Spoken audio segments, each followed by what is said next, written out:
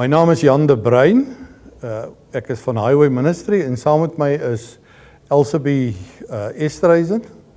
Elsabie is verantwoordelik vir die bediening se koördinering en dan ook vir die administratiewe funksie.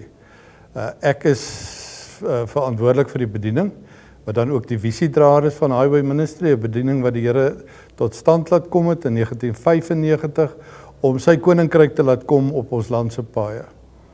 Ons opdrag kom dan ook uit Lukas 14 vers 23, waar ons die opdrag ontvang het, gaan uit op die paaie en die landings en dring by hulle daarop aan om in te kom, sodat my huis kan vol word.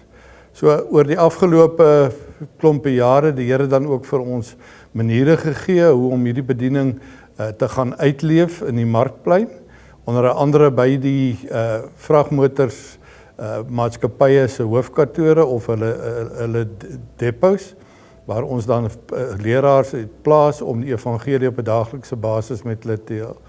Ons reik ook uit na die oornagstaanplekke of sogenaamde truckstops, waar ons in samewerking met die gemeenskap hierdie mense bedien. En dan is dit baie belangrik, ons is ook almal bewus van die geweldige hoë ongeluksyfers en sterftesyfers op ons land se paaie. So een van die belangrikste pilare waarop Highway Ministry gebou is dan ook gebed en dan ook op Highway Prayer Patrol wat spesifiek dan in seisoene wanneer daar spitstye is, bid teen die dood op die pad en teen onnodige ongelukke. So dit is waar ons op fokus. Ons fokus ook op die taxi-bestuurders. Ons maak primêr as gevolg van beperkte tyd tot ons beskikking, maak ons gebruik van CD's en ons maak gebruik van traktaatjies en baie belangrike vernoot van ons in hierdie opsig is Every Home for Christ.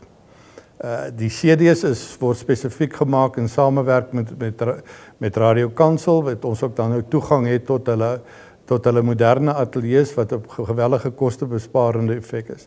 Van die projekte wat ons baie opgewonde is oor 'n nuwe projek wat tot stand gekom het in Augustus verlede jaar, wat ons noem Bybels vir Grense of Bibles for Borders. Tot op datum toe het ons net so onder die 5000 Bybels alreeds by 2 van die grense versprei en ook by van die oornagpunte en ook by die weegbrug in Heidelberg.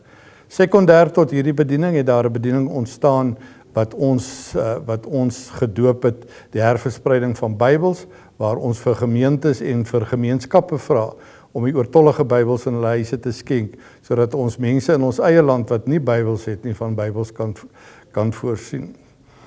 So, ons is geweldig opgewonde oor die goed wat daar gebeur. Die Here is besig om konstant nuwe deure vir ons oop te maak, nuwe mense by ons te voeg, nuwe dorpe by ons by te voeg in terme van gebed en ook in terme van uitreik na die vragmotorbestuurders.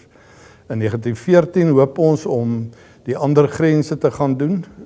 Vir hierdie jaar op ons beplanning gaan ons ook dan nou die grense doen by Botswana, onder andere by Zeres en dan ook by Mafikeng.